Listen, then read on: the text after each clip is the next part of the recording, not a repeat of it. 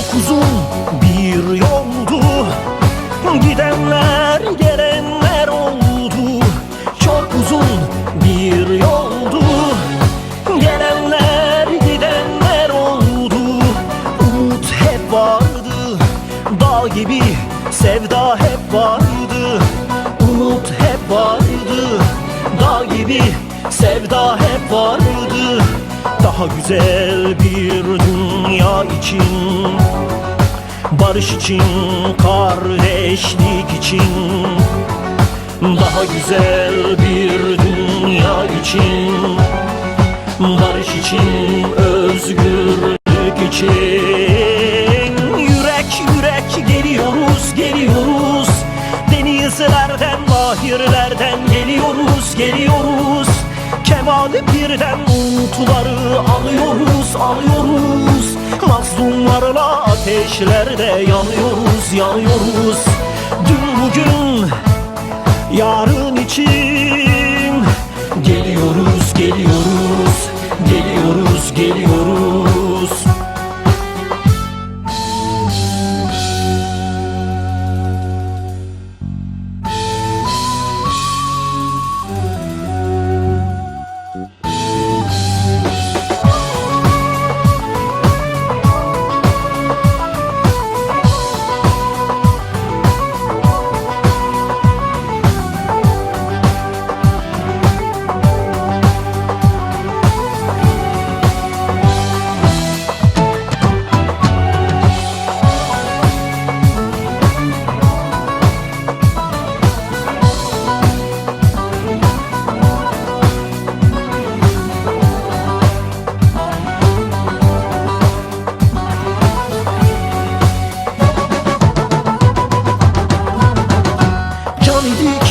Bin can olduk, dirildik, serhıdan olduk. Can idik, bin can olduk, dirildik, serhıdan olduk. Ben hiç olmadık, biz olduk, güneşle dolduk. Ben hiç olmadık, biz olduk, güneşle dolduk.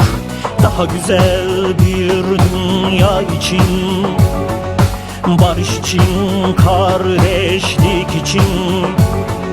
Daha güzel bir dünya için, barış için, özgürlük için.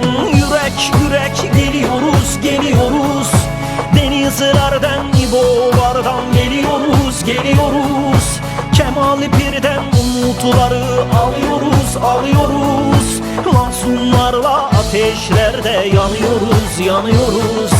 Dün bugün yarın için geliyoruz, geliyoruz, geliyoruz, geliyoruz.